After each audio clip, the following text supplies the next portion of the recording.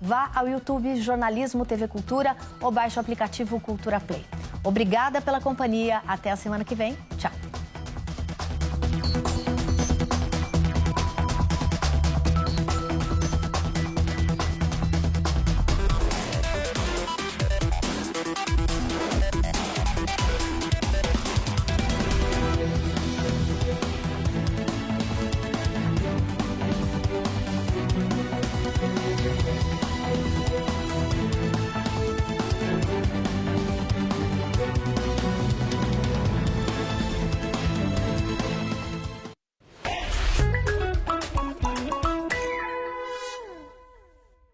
Jornal da Cultura, apoio Bradesco e Agro, isso que é dupla raiz. Sexta-feira, 3 de outubro. O Jornal da Cultura começa agora com os seguintes destaques. Brasil contabiliza 113 casos suspeitos de intoxicação por metanol em bebidas alcoólicas. O uso de substância na higienização de garrafas é a principal linha de investigação da Polícia de São Paulo. O governo federal anuncia a compra de 150 mil antídotos para o tratamento das vítimas.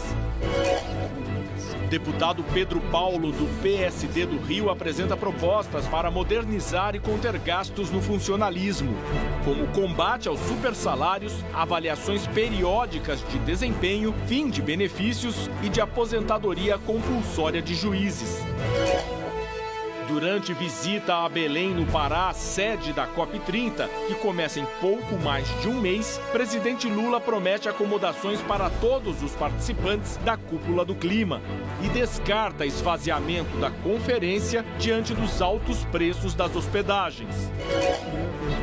Após o ultimato do presidente dos Estados Unidos, Donald Trump, grupo extremista Hamas aceita libertar reféns israelenses, entregar o poder ao governo transitório na faixa de Gaza e se compromete a negociar outros pontos do plano de paz americano.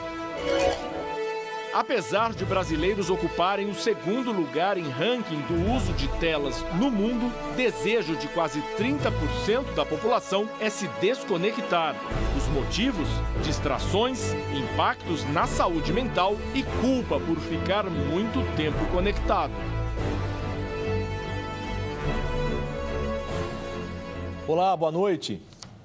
Recebemos hoje os jornalistas Nelson Garrone, correspondente da TVI CNN Portugal, e o Wilson Moerdaui, publisher da Fórum Editorial.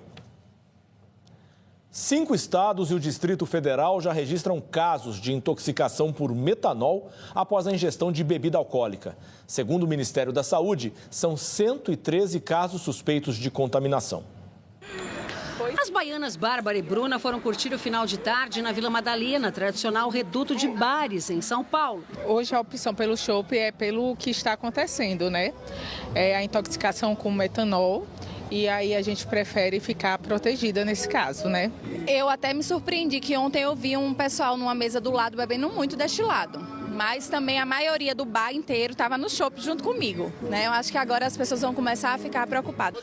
O gerente do bar explica que essa tem sido a opção de muitos clientes desde a confirmação dos primeiros casos de contaminação por metanol em bebidas alcoólicas. Eles estão trocando pela cerveja hoje em dia. Agora estão trocando pela cerveja. Esse será o primeiro final de semana depois da confirmação dos casos de mortes de intoxicação por metanol. A entidade, que reúne bares e restaurantes, recomenda que os clientes frequentem locais de confiança e espera ações rápidas do poder público. A única coisa que a gente busca e a gente exige ali do poder público é que intensifique ali as investigações e prenda quem deve ser preso de maneira exemplar, porque a gente está falando da saúde da população. Então isso é super importante que o poder público coloque todo o esforço possível nesse momento aqui, porque é um momento que a população está receosa com razão, por conta dessa falsificação. Só nos 8 primeiros meses deste ano, antes da crise do metanol vir à tona, mais de 185 mil garrafas de bebidas alcoólicas adulteradas foram retiradas de circulação no Brasil, uma média de uma garrafa a cada 2 minutos. Os dados são da Associação Brasileira de Combate à Falsificação. Em São Paulo, a Polícia Civil investiga o uso da substância tóxica na higienização de garrafas de bebidas falsificadas. Até agora, nenhum responsável pelo esquema foi identificado, nem encontrada a origem do metanol. O governador Tarcísio de Freitas voltou a negar a ligação do crime organizado com as adulterações. Por que a gente fala que em princípio não tem? Porque quando se fala que tem, já há um alarmismo enorme. A grande questão é que a gente vem fazendo operações com frequência, toda hora a gente desarticula uma destilaria clandestina, são várias destilarias clandestinas, são várias pessoas operando. O problema é que é muito fácil adulterar a bebida. E quando você vai prendendo as pessoas, fechando as destilarias clandestinas, você vê que quem é preso aqui não tem relação com quem é preso aqui. Segundo o Ministério da Saúde, o Brasil tem 113 registros de intoxicação por metanol. Em São Paulo, são 102 casos entre investigados e confirmados. Pernambuco, 6 em investigação, 2 na Bahia, um caso no Distrito Federal. No Paraná e Mato Grosso do Sul. A Anvisa acionou produtores e agências internacionais para adquirir Formepizol, um antídoto usado em casos de intoxicação. O Ministério da Saúde anunciou também a compra emergencial de 150 mil ampolas de etanol farmacêutico, também usado como tratamento. E a recomendação do Ministério da Saúde, através da nota específica sobre o manejo de intoxicação por metanol, os profissionais médicos que estão conduzindo os casos, primeiro tomar todas as medidas de condução de uma suspeita de intoxicação por metanol, independente de qualquer confirmação laboratorial. Então, hidratação, monitoramento, identificar se tem acidose metabólica, as medidas de cuidado em relação a isso, começar a utilizar o antídoto, o etanol farmacêutico, o mais rápido possível quando tiver suspeita clínica ainda do risco de intoxicação pelo metanol. Boa noite, Wilson. Boa noite, Rodrigo. Boa noite, Nelson. Oi, Rodrigo. Nelson, crises como essa decorrem do grande número de produtos falsificados no Brasil e não é de hoje. Então, para além dessa questão conjuntural do momento, que resposta estrutural o Estado brasileiro poderia dar? O que a gente tem visto, a gente viu ali o ministro da Saúde, é uma tentativa de dizer, estou fazendo alguma coisa. Estamos ali, no caso de você foi intoxicado, estamos fazendo de tudo para caso haja algum problema, você recorra ao hospital. Foi dito também pelo secretário de Saúde de São Paulo. E aí eu fico, mas só tem um problema aí que o Estado acaba jogando no colo do possível consumidor. Na nota do Ministério da Saúde, por exemplo, fala que as pessoas devem consumir bebida destilada, principalmente incolores, se não tiverem certeza absoluta da origem do produto. Aí eu vou contar um caso pessoal.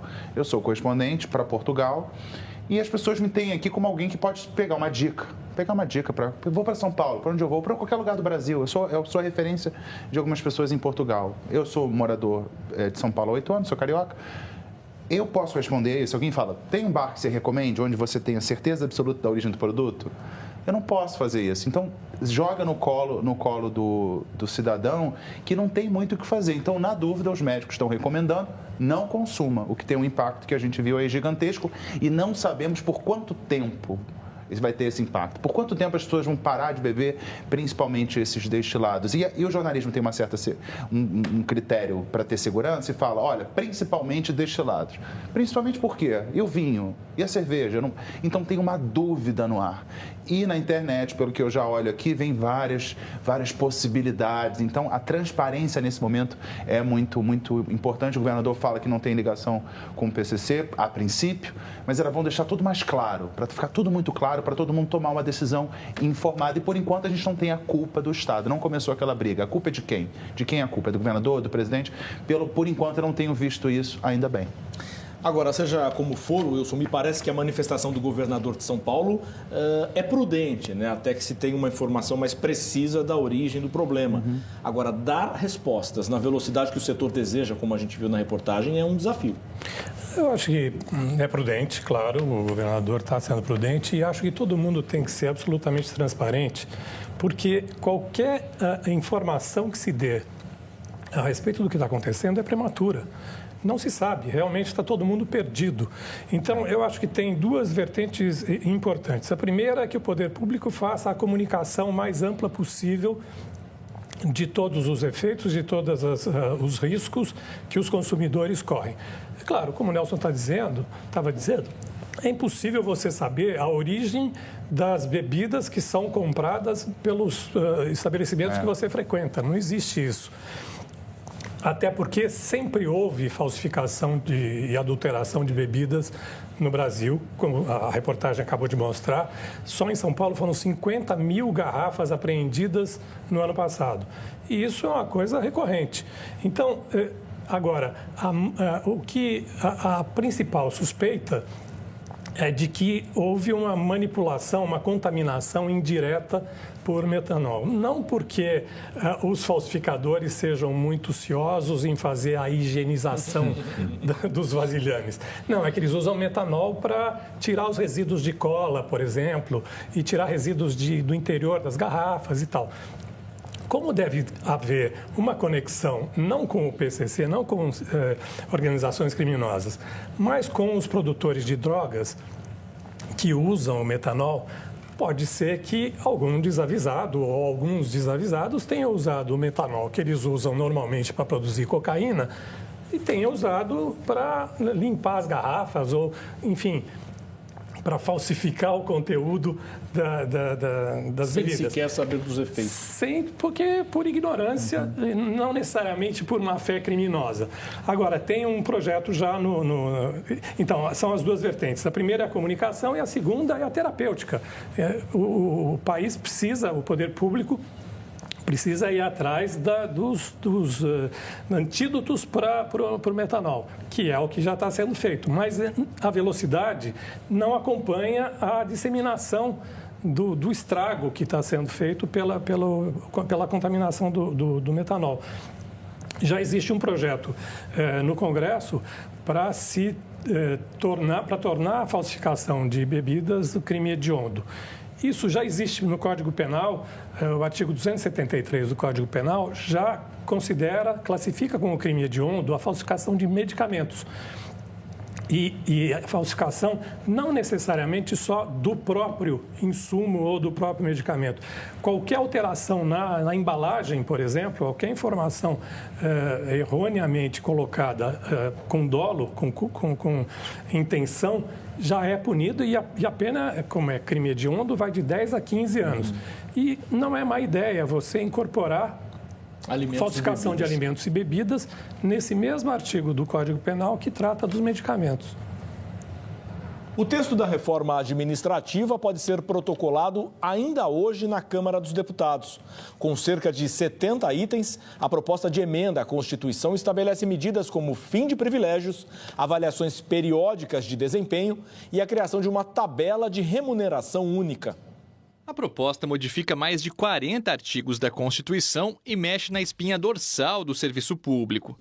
De acordo com o relator, deputado Pedro Paulo, do PSD do Rio de Janeiro, as mudanças não afetam a estabilidade dos servidores. A reforma administrativa não tem uma medida sequer que vai tirar direito de servidor público. O servidor não é o vilão, como já foi objeto de outras reformas administrativas, por isso que o tema assusta muito, né? A reforma se estrutura em 4 grandes eixos: governança e gestão, transformação digital, profissionalização e extinção de privilégios. Além da proposta de emenda à Constituição, o pacote é acompanhado por um projeto de lei complementar que detalha a política de resultados, com regras para bônus por desempenho e revisões anuais de gastos, e um projeto de lei que reorganiza concursos, carreiras e funções de confiança. A reforma afeta servidores dos 3 poderes, de municípios, estados e da União. Apesar de não enterrar de vez os supersalários, a proposta mira fechar o cerco contra os penduricalhos que fazem o topo do serviço público ter remunerações muito acima do teto.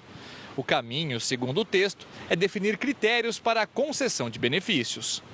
Deixa de existir a possibilidade de férias superiores a 30 dias para a maior parte das carreiras, licença-prêmio, progressão por tempo de serviço e adicionais automáticos. Auxílios de alimentação, saúde e transporte terão limite de 10% da remuneração para quem recebe próximo ao teto constitucional.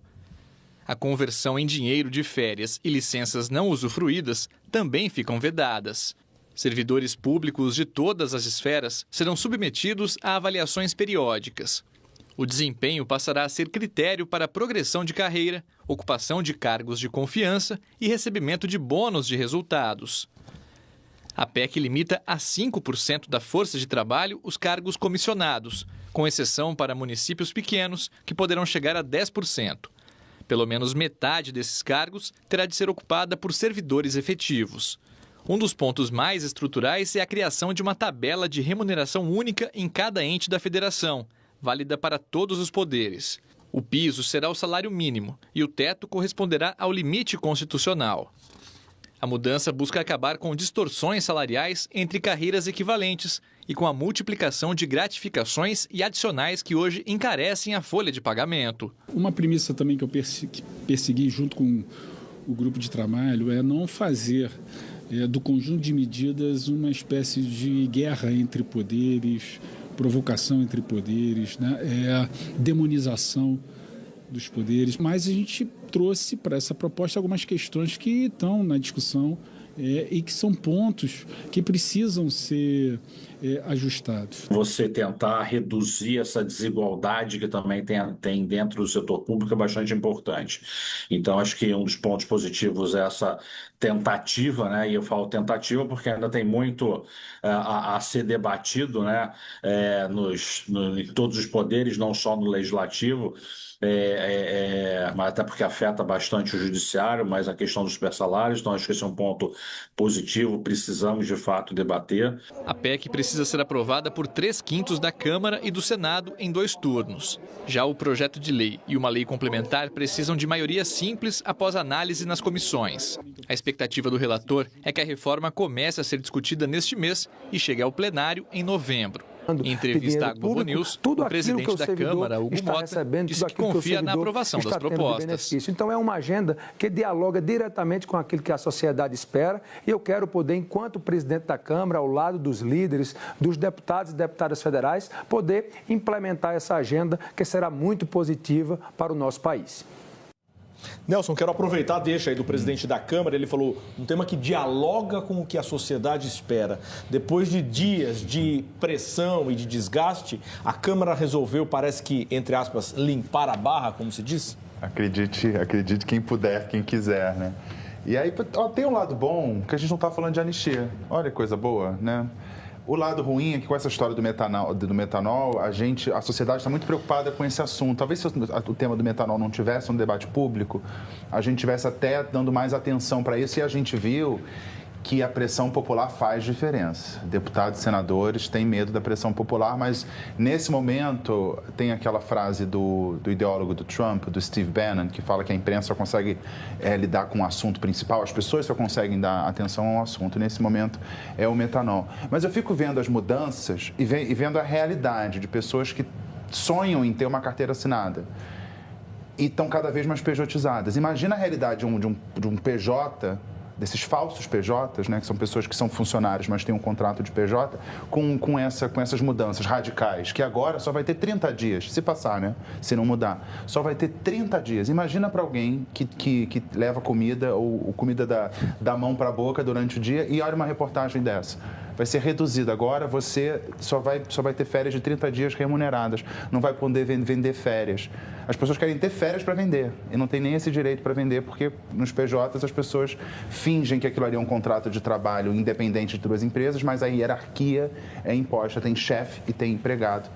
E enquanto isso estão os funcionários públicos debatendo isso, que todo trabalhador gostaria de ter só metade desses benefícios. Qualquer trabalhador da iniciativa privada já estaria muito feliz. Wilson, o Nelson usou a palavra benefícios, mas a gente pode também falar de imoralidades que se naturalizaram no serviço público. A Câmara vai, de fato, conseguir mexer nesse vespeiro? Essa é uma grande incógnita, mas eu acho que, de toda forma, são privilégios, né? A gente está falando de privilégios que é o que cala mais fundo na opinião pública. São duas coisas, privilégios e supersalários. Isso realmente abala qualquer convicção na democracia, né? De toda forma, eu acho que o deputado Pedro Paulo fez um excelente trabalho, excelente. Eu me dei o trabalho de ler grande parte do projeto e é realmente muito minucioso, muito cuidadoso e ele se aprofundou bastante nessa questão. Mas tem uma falha gravíssima nesse projeto, que ele deixou os militares de fora.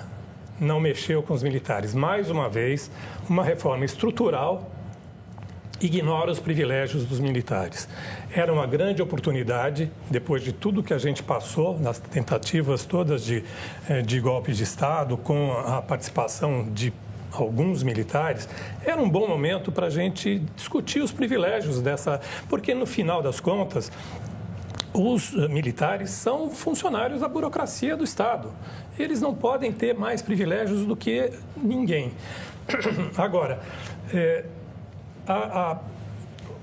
se de um lado tem essa falha que é grave, de outro lado tem algumas coisas muito positivas, que são, por exemplo, acabar com a aposentadoria compulsória de juízes criminosos.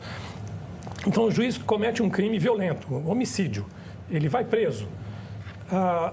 Existe um instituto nas Forças Armadas que se chama morte ficta, ou morte fingida, morte fictícia. Então, para todos os efeitos, ao ser preso, as Forças Armadas fingem que ele morreu. E a viúva recebe a pensão, como pensão, o salário dele, continua recebendo o salário dele como se ele tivesse morrido. E é pura ficção isso. Nem nisso tocaram. As pensões das filhas de militares que ficam recebendo as pensões, elas só param de receber se casarem. Elas nunca se casam no papel e ficam recebendo a vida inteira, até morrerem. Uma outra coisa de que a gente falou aqui, que é um palavrão, eu peço licença para falar de novo, que é a tal da sucumbência.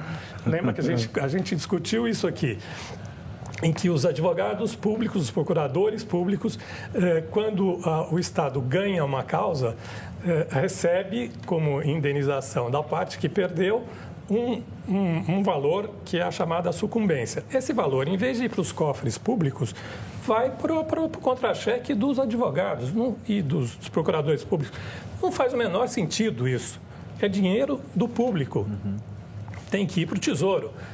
O deputado mexeu nisso e a história da avaliação de desempenho é uma coisa que vai dar muito pano para a manga, porque realmente, se você for comparar com as empresas privadas, nas empresas, muitas grandes corporações já fazem isso. São avaliações de desempenho, tanto por parte dos subordinados quanto dos chefes, mas são avaliações anônimas. E se você não fizer anonimizado isso, realmente as interferências políticas não vão permitir avaliação de desempenho nenhuma. Todo mundo vai ser o melhor funcionário do mundo, né? Depois do intervalo, o Ministério Público Federal alerta que rede de saúde de Belém pode colapsar durante a COP30. E ainda, grupo extremista Hamas concorda com parte do plano de paz apresentado pelos Estados Unidos, mas quer negociar. Os detalhes já já.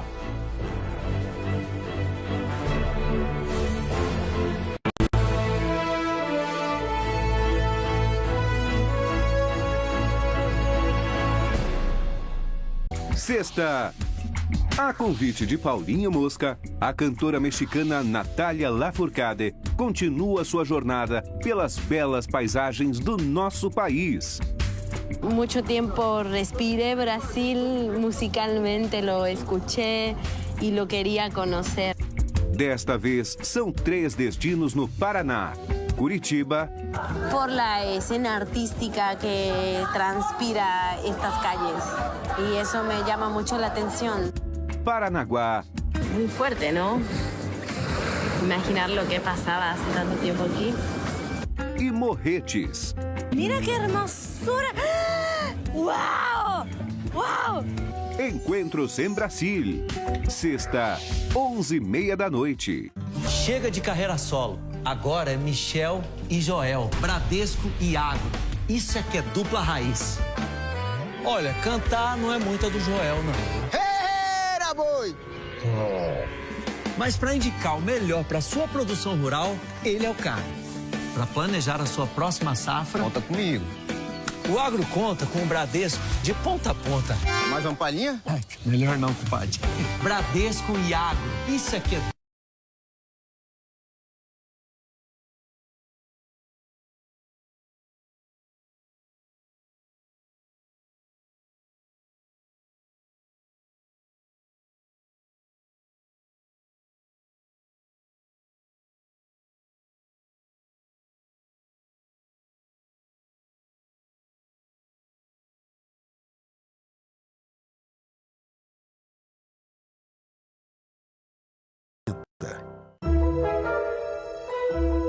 Quando eu idealizei a Casa Hope, quase 30 anos atrás, nossa missão principal era atender as crianças que vinham de outros estados para se tratarem aqui em São Paulo.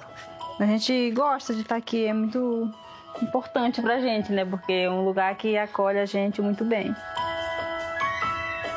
Nós fazemos tudo aquilo que o hospital não faz. O hospital, ele cura a doença, né?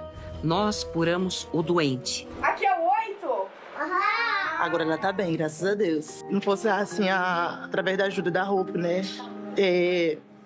Tudo ia se tornar mais difícil. Ajudem a Casa Hope. Nós precisamos muito da sua ajuda. Nós precisamos de fraldas, precisamos de roupas, precisamos de valores. Então, eu gostaria de deixar aqui esse pedido especial.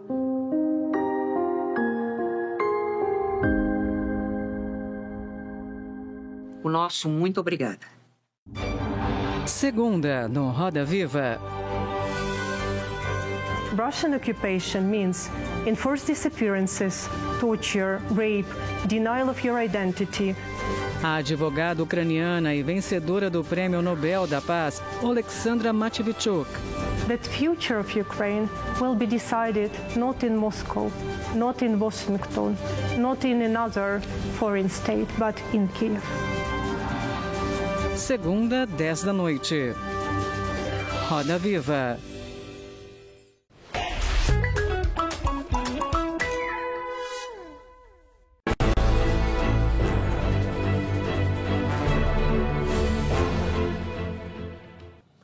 O ultimato de Donald Trump ao Hamas começou a dar resultado. O grupo extremista aceitou libertar todos os reféns israelenses, mas ainda quer discutir detalhes do plano de paz apresentado para a faixa de Gaza. A resposta do Hamas foi divulgada como um troféu na rede social de Donald Trump. O grupo extremista anunciou que aceita entregar o governo da faixa de Gaza a um órgão independente formado por tecnocratas palestinos e também concorda com a libertação de todos os reféns israelenses, vivos ou mortos, desde que isso aconteça sob os termos da proposta de cessar-fogo apresentada pelo presidente americano. Horas antes, Trump havia definido um ultimato. Se o Hamas não aceitasse o acordo até domingo à noite, seria um inferno como nunca visto antes. O presidente disse que o grupo está pronto para uma paz duradoura e pediu a Israel que pare de bombardear Gaza para um resgate rápido e seguro. Everybody was unified in wanting this war to end and seeing peace in the Middle East. And we're very close to achieving that. Mas isso ainda não significa que o Hamas tenha fechado o acordo em sua totalidade. O grupo quer discutir alguns pontos. Um dos principais é o desarmamento de seus integrantes. E Tel Aviv ainda não se pronunciou sobre a atitude do grupo extremista. Já o Itamaraty divulgou nota condenando a interceptação da flotilha global Sumud e cobrou do governo israelense a liberação imediata de 15 cidadãos brasileiros, entre eles a deputada federal Luiziane Lins, do PT do Ceará. 4 parlamentares italianos que integravam a flotilha já chegaram a Roma. Israel diz que os demais estão seguros, em boa saúde e que o processo de deportação está correndo. Parte dos detidos está no porto de Ashdod e recebeu a visita do ministro de Segurança. Itamar Ben-Gvir faz parte da extrema-direita que participa da coalizão do premier Benjamin Netanyahu. No vídeo é possível ver que ele acusa os ativistas de apoiar o terrorismo e zomba da iniciativa de ajuda humanitária.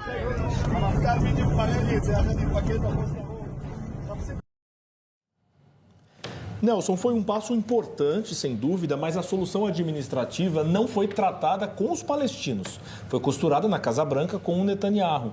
Eles necessariamente precisam participar desse processo para que dê certo? É o princípio da autodeterminação dos povos, né, que é um princípio básico das relações internacionais.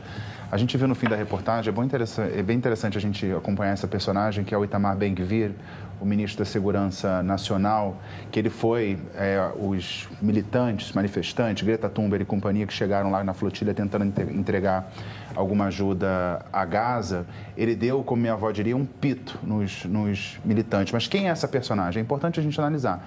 Ministro da Segurança, junto com o ministro das Finanças de Israel, prometem deixar o governo se Israel suspender os ataques, porque eles querem que Israel suspenda os ataques quando o Hamas for eliminado. O que é o Hamas eliminado? A gente viu ali se a gente tem um genocídio acontecendo na faixa de Gaza, milhares de pessoas mortas, mas o Hamas foi extinto? Não. Então tem um problema interno. E Benjamin Netanyahu, o Knesset, o parlamento israelense, volta a se reunir no meio do mês e o destino dele é incerto. E apesar de ter todo esse problema lá, a oposição está fragmentada. Então, qual o futuro do governo israelense? E a gente sabe que enquanto a gente foca o olhar, talvez nem tanto quanto merecesse em Gaza, na Cisjordânia, o Israel promove uma expansão dos assentamentos. Então, quando a atenção está em Gaza, vamos usar a expressão bem brasileira que não tem nada a ver com Israel deixou passar a boiada. Este governo de extrema-direita, de Benjamin Netanyahu, vamos deixar claro, deixou passar a boiada. Então, crescem os assentamentos na Cisjordânia. A ocupação na Cisjordânia está em expansão. Então, são outros problemas que o Hamas não tem nada a ver com a Cisjordânia. Então, o problema não é exclusivo. E eu vi que você foi muito cauteloso ao chamar a reportagem. Não é chegou a paz. Porque agora tem um compromisso do Hamas. Acreditamos no Hamas? E qualquer detalhezinho vai ter que ser discutido. E lá, qualquer detalhezinho é um detalhezão, né? Wilson, o Nelson falou em acreditar, não é a primeira vez que se tenta um cessar-fogo e as partes descumprem. O Trump já mandou, agora há pouco, Israel parar os ataques. Dá para crer que isso vai acontecer? Não. Certamente o Netanyahu não vai obedecer e vai alegar que enquanto não for firmado o acordo de cessar-fogo, ele não vai parar de atacar. E, inclusive, ele já ameaçou que, se esse acordo não der certo, ele vai acabar de fazer o serviço. Então, não se trata aqui de ser... Quem é a favor de um Estado da Palestina, a favor da solução de dois Estados, não é necessariamente antissemita. A postura desse Ben-Gvir, que é o ministro da Segurança Interna de Israel, deixa bem claro o domínio da extrema-direita sobre o governo Netanyahu. Porque ele se refere, não só se refere aos voluntários e ativistas que foram levar ajuda humanitária como terroristas, mas ele botou as pessoas numa prisão onde estão o que eles acham que são terroristas, com um tratamento desumano. E são pessoas absolutamente sem nenhum compromisso com violência, né? E estão sendo tratados mesmo como terroristas. Então, não dá para confiar que o Netanyahu vá ceder, enquanto ele vai prorrogar isso o máximo que puder. E também, uma última questão, o fato de esse acordo ter sido negociado sem nenhuma representação palestina tira toda a legitimidade. Quem é que vai cuidar desse? Quem vai ser o conselho de administração da faixa de Gaza? Tony Blair, que é acusado de crimes de guerra no Iraque, e o próprio Trump. É difícil de você acreditar que isso vai dar certo, né? O presidente Lula disse hoje que não vai faltar hospedagem para quem participar da COP30. 55 mil pessoas já se inscreveram para a Cúpula do Clima, que acontece no mês que vem em Belém. Lula passou 2 dias na cidade e inaugurou obras. Pela manhã, Lula conheceu as novas instalações que estão sendo construídas para receber os participantes da COP e visitou espaços que já estão prontos. O presidente ainda esteve na Basílica de Nossa Senhora de Nazaré. Na véspera, ele precisou deixar o avião da FAB, que o levaria para a ilha de Marajó, devido a uma pane no motor. Em entrevista à TV Liberal, afiliada da Rede Globo, o presidente defendeu o legado da COP30 para Belém. Quando o evento terminar, as obras vão ficar. E é o povo que vai tirar proveito das coisas que foram feitas. É o povo que vai visitar as coisas boas que aconteceram. Só para você ter ideia, são 14 canais que nós estamos fazendo drenagem. O que está acontecendo em Belém é fazendo obra para melhorar a qualidade de vida do povo dessa cidade que é muito sofrida. O governo federal investiu 6 bilhões de reais em obras na cidade. Nesta quinta-feira, o presidente inaugurou uma nova estação de tratamento em Belém e a maior rede de coleta de esgoto do estado. Apesar dos investimentos, o Ministério Público Federal alerta para o risco de um colapso no sistema de saúde da capital diante da alta demanda durante a cúpula e recomendou a criação de um hospital de campanha. Em nota, o Ministério da Saúde disse que destinou 53 milhões de reais em investimentos para fortalecer a rede de saúde de Belém, como a requalificação de unidades básicas, custeio de profissionais, modernização da rede de urgência e emergência e ampliação da capacidade hospitalar. Outra preocupação na cidade é o alto valor das hospedagens. O presidente negou que haja esvaziamento do evento diante da crise dos preços das diárias e garantiu que haverá vagas para todos os participantes. Tem vários hotéis que estão sendo construídos. Além disso, tem 2 navios, que nós contratamos para atender essas pessoas. São quase 4 ou 5 mil quartos, ou seja, portanto não vai faltar quarto. Eu até disse ontem, eu vou vir aqui, eu vou querer dormir no barco. Ainda não tem o barco, mas eu vou encontrar um barco e eu vou dormir no barco. Numa rede. Porque eu não quero luxo. Ô, Nelson, você que vai para a COP, a manifestação do Lula me parece que é descolada da realidade, né? Já falta a habitação e a COP já está esvaziada. E com isso a gente não discute COP. A gente está discutindo infraestrutura de COP. Vai ter, não vai ter. Eu tenho o meu garantido, acho, né? Nunca se sabe, né? Porque tem a lei da oferta e da procura. Talvez o que eu aluguei possa ser perdido para alguém que ofereceu mais e está muito cara. A plataforma que foi criada pela organização da COP ainda põe diárias muito caras. Eu fui ver as fotos das instalações. São instalações que não merecem aquele preço tão caro. Então, o Lula tem uma prioridade nessa COP que é passar a sacolinha. Tudo bem, vamos reduzir as emissões? Quanto vai custar? Os países desenvolvidos têm que dar a sua parte, contribuir, já tem um valor. O Lula vai tentar fazer isso na COP. Mas enquanto a COP não chega, a gente está discutindo se a COP vai acontecer, como vai acontecer e toda essa infraestrutura. E aí uma correção para o presidente Lula, ele sacudiu o avião e foi rezar para Nossa Senhora de Nazaré. A padroeira da aviação é Nossa Senhora de Loreto. Tem que rezar para outra Nossa Senhora. Agora, Wilson, como disse o Nelson, para uma cúpula que é considerada a chave para salvar o planeta, a gente está há meses discutindo problemas de mais e soluções de menos, né?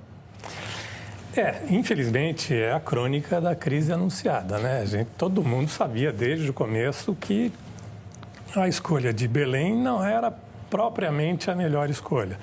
Claro que do ponto de vista do marketing ambiental, é ótimo que seja na Amazônia, mas obviamente que Belém não tem estrutura para acomodar essa quantidade de delegações estrangeiras que vão para lá. O presidente Lula tem dito com alguma frequência que essa vai ser a COP da verdade, mas não pode ser a COP da bravata. Ele dizer que ele vai dormir num barco, primeiro que tudo bem, faz parte do jeito Lula de ser, propaganda do show. do Lula. Mas você precisa lembrar o seguinte, os barcos, para ficarem ancorados, eles vão consumir muito óleo diesel e eles são altamente poluentes. Não é um bom exemplo você ficar hospedando as pessoas em navios. Então, e quando ele fala que alguns hotéis estão sendo construídos, nós estamos há um mês da COP, quer dizer, você não constrói hotéis.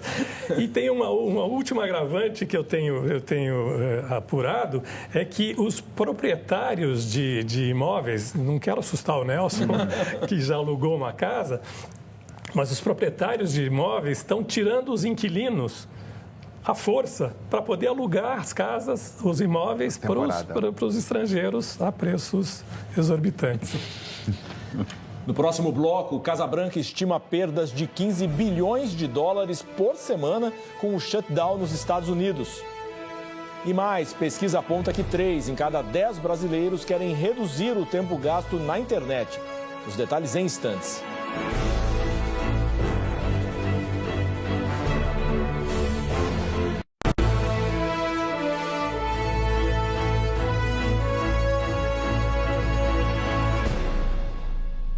Olá, no Metrópolis de hoje tem a abertura da 27ª edição do Festival de Cinema do Rio.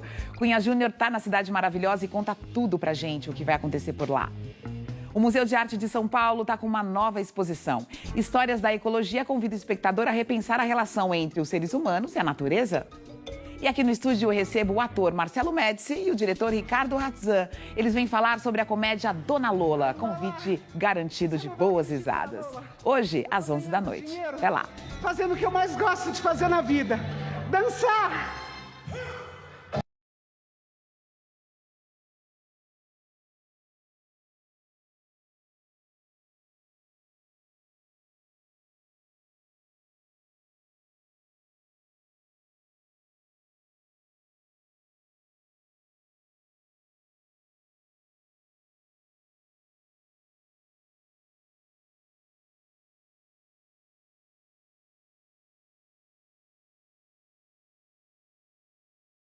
Possível.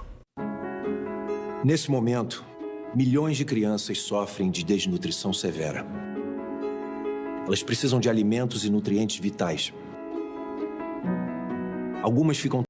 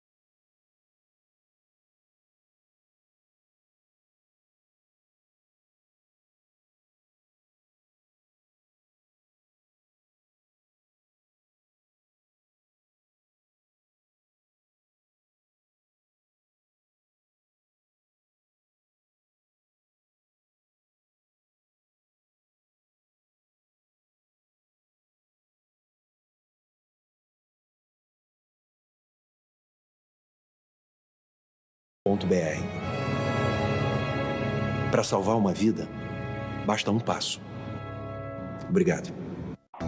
Sábado. Conheça as histórias e o legado de preservação artística e cultural dos museus da maior metrópole da América Latina. No primeiro episódio, Museu da Língua Portuguesa. Nossa língua é o nosso maior patrimônio. E a abordagem aqui deste museu é uma abordagem antropológica, histórica e social da língua. A palavra está aqui ouvida, cantada, falada e escrita nas paredes e de todas as formas. Museus de São Paulo. Estreia sábado, 8 da noite.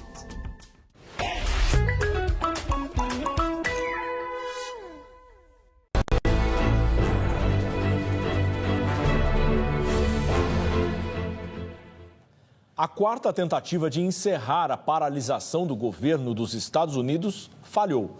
Democratas e republicanos não entraram em acordo e o chamado shutdown continua. O mercado financeiro trabalhou sem um indicador importante, o payroll, o boletim mensal do nível de empregos que estava previsto para ser divulgado nesta sexta-feira. Esses números pesam na política monetária do Fed, o Banco Central Americano, que define as taxas de juros. Segundo a Casa Branca, a paralisação do governo deixou militares e controladores de tráfego aéreo trabalhando sem receber e já afeta programas sociais, como os de segurança alimentar e nutrição para mães e filhos. Até agora, o Congresso não viu consenso. Um novo plano orçamentário apresentado pelos republicanos, aprovado pela Câmara, fracassou após não conseguir os 60 votos necessários no Senado.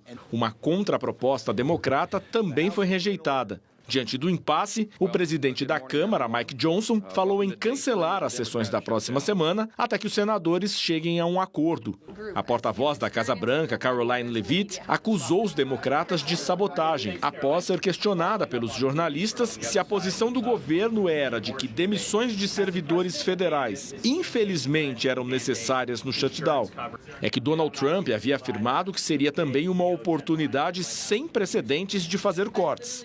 Então, Leavitt respondeu que o presidente brinca de vez em quando, mas a situação poderia ser as duas alternativas.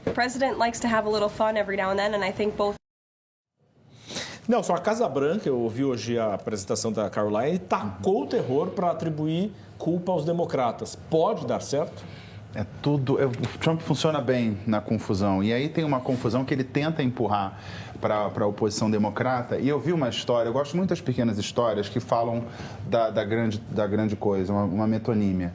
Imagina só, os funcionários públicos que deixaram de trabalhar por causa do shutdown estão sem trabalhar.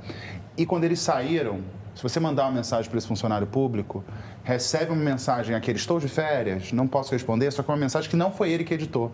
É uma mensagem oficial do governo dizendo que está paralisado por conta dos radicais de esquerda democratas. É o nível quinta série da coisa. E se perdeu a referência, por exemplo, de como estão os números da economia. Hoje, por exemplo, deixou de ser divulgado um dado do emprego. E aí, para o Donald Trump é ótimo, porque ele inventa número mesmo, não tem nem como ele se contrapor a um número apurado, porque vai deixar de apurar. Então, Trump navega onde ele navega bem, que é em mares tumultuados, mares turbulentos, não tem mar de marinheiro, não. Wilson? E só um detalhe a mais nessa história que o Nelson contou. A revista Wired contou que os funcionários do Departamento de Estado tentaram reescrever essa mensagem automática e o Departamento de Estado interveio de novo e corrigiu e voltou para acusar os democratas pelo shutdown.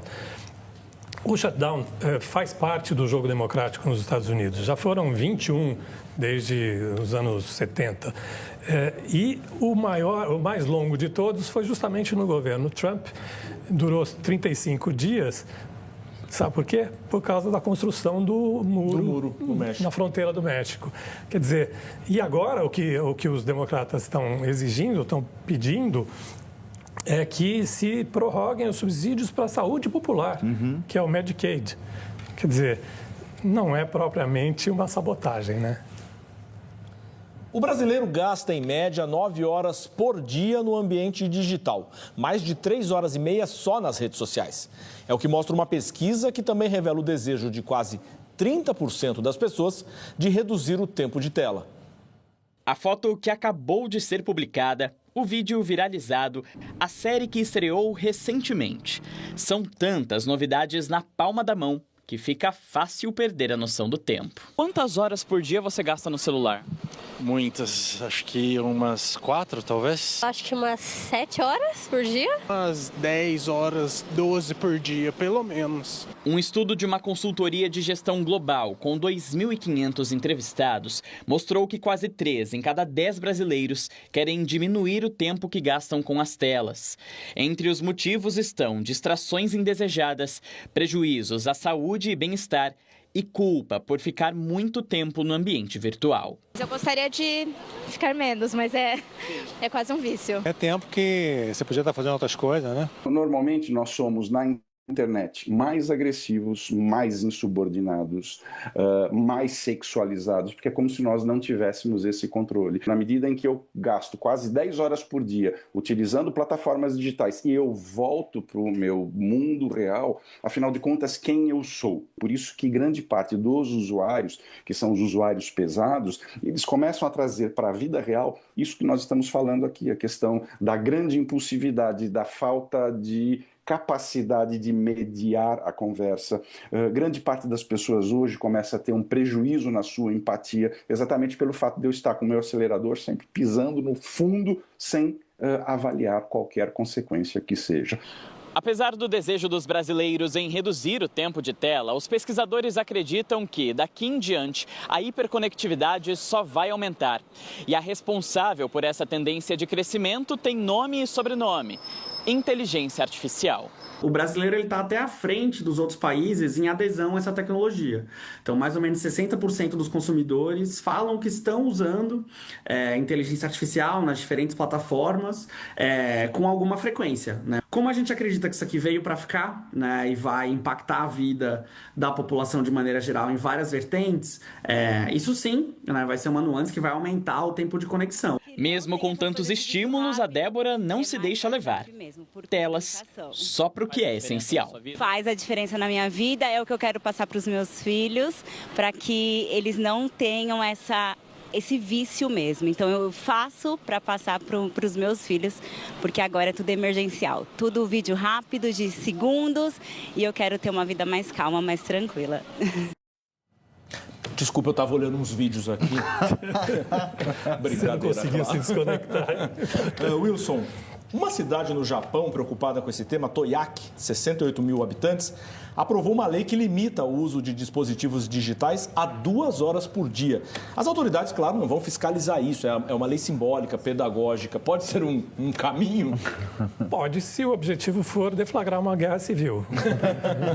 Você não vai conseguir nada menos do que uma guerra civil se você fizer isso num país que tem 270 milhões de celulares.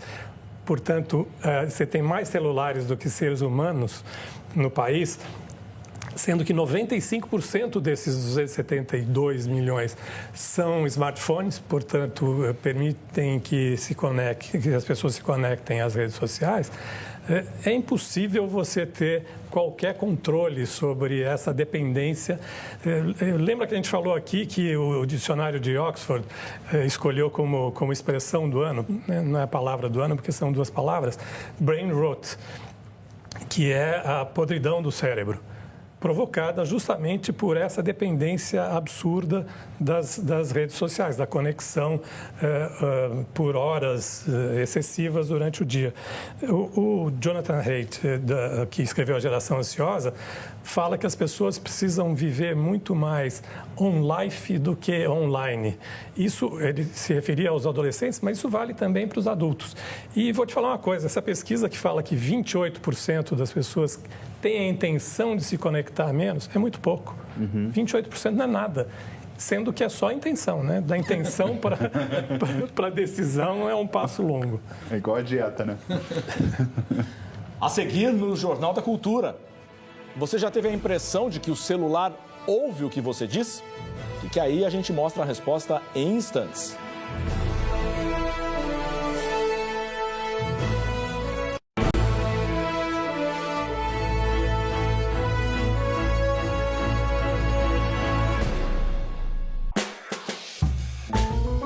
Ele canta, dança, atua, toca instrumentos, ou seja, é um artista de enorme versatilidade. E se tornou um ídolo internacional, fazendo shows, gravando discos em várias partes do mundo. Tem muita história para contar pra gente, não é mesmo, Daniel? Cris e Atílio, muita história para contar, muitas aventuras musicais, teatrais, televisivas. A gente se vê no Persona. Daniel Boaventura, sexta no Persona, com representação no domingo. Sábado, no Cine Cult, conheça a trajetória do cinema de animação brasileiro, das origens ao reconhecimento mundial. Tivemos iniciativas importantes no terreno da animação, com a criação do Centro Técnico do Audiovisual em 1985. O Brasil é um país que produz audiovisual de alta qualidade. As séries que tem hoje em dia são de uma sofisticação brutal, né? Quem comigo vai ver. O cinema animado. O primeiro ponto é deixar de ver a animação como um acessório de alguma outra linguagem existente, ver ela como a raiz de todas as linguagens audiovisuais. Sábado, 11 da noite. Você vai ver no Agrocultura. É época de safra e a maior fazenda de jabuticabas do Brasil, em Goiás, se transforma em um centro de lazer dedicado a essa fruta genuinamente brasileira.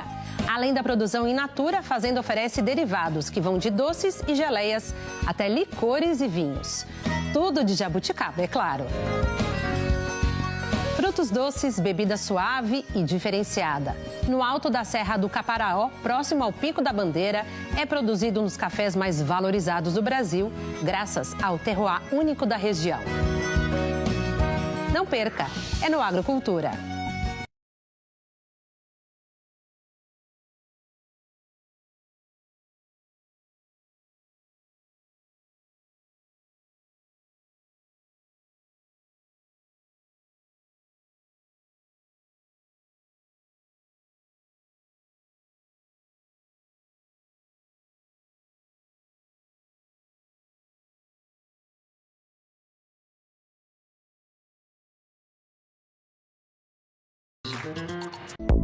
Inube, os melhores estagiários para a sua empresa. Domingo, novo dia de clássicos. A prestigiada Orquestra Filarmônica de Viena, sob regência de Yannick Nézet-Séguin, no concerto de gala que integra as comemorações dos 150 anos do Palais Garnier.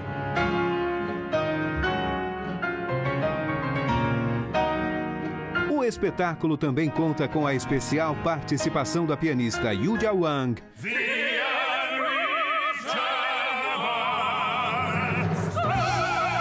e renomados cantores. Domingo, 11 da noite.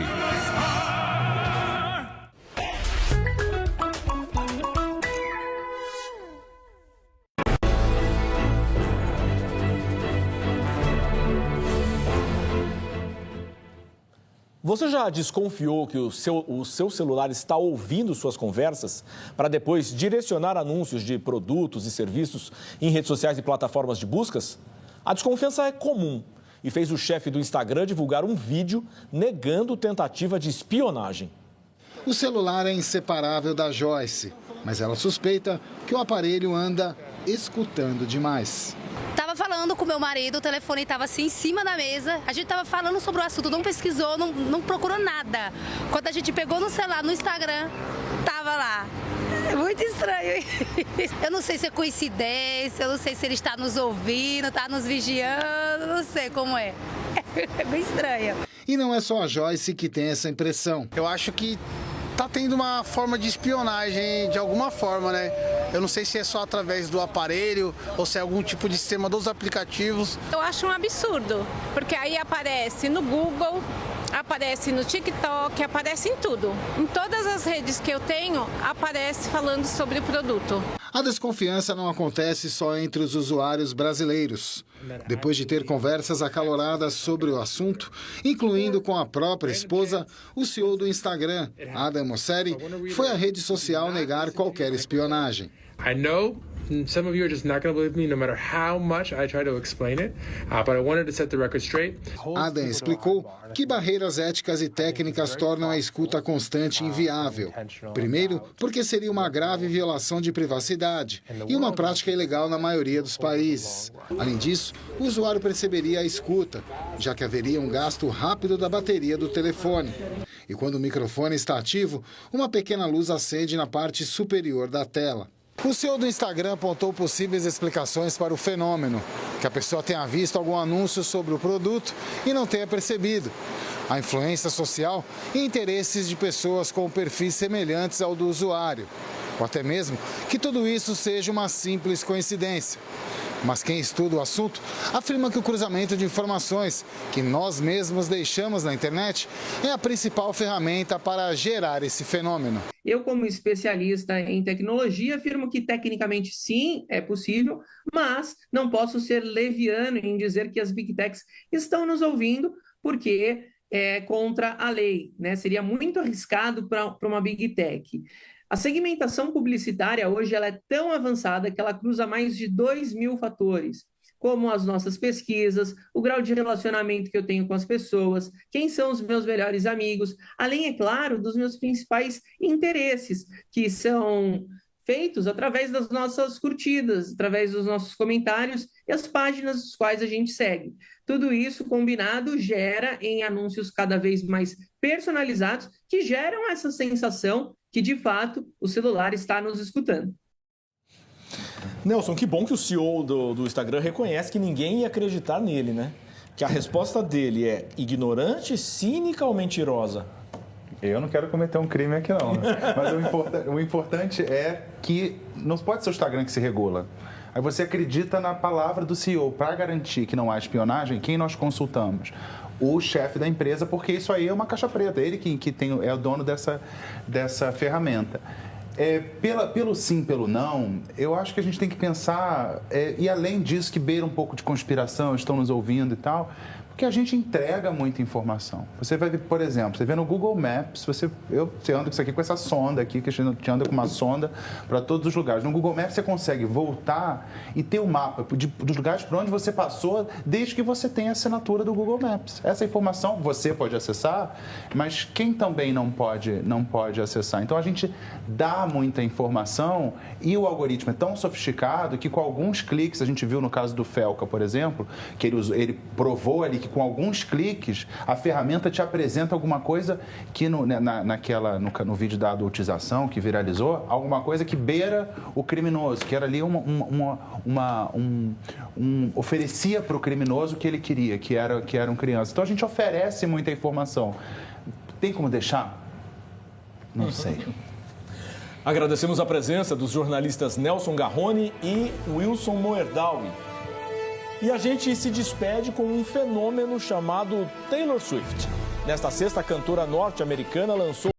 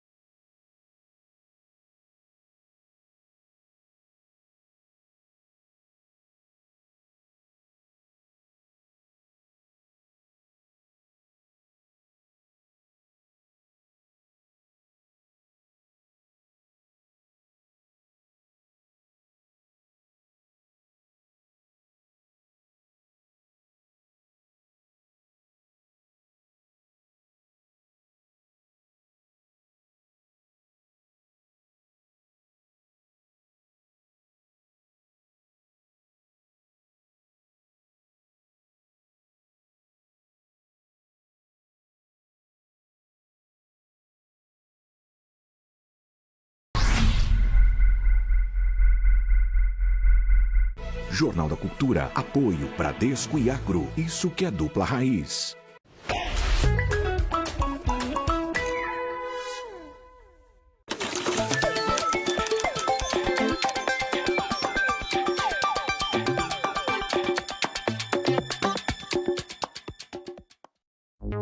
O programa a seguir contém o recurso de audiodescrição.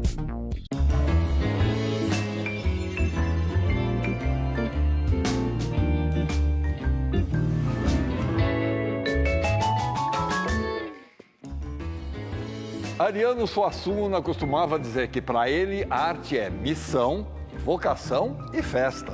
E nosso convidado de hoje encarna perfeitamente as palavras de Suassuna. É um artista que conduz sua carreira com talento, seriedade e alegria.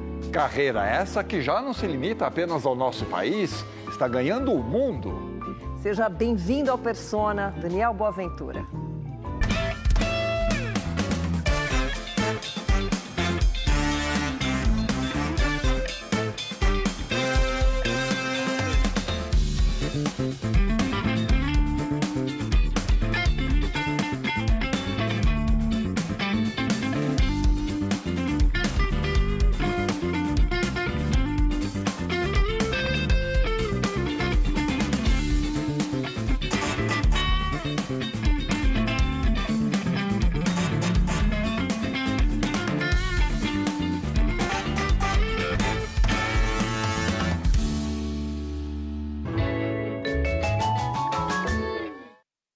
Daniel, uma honra te receber aqui no Persona. Seja muito bem-vindo, Daniel.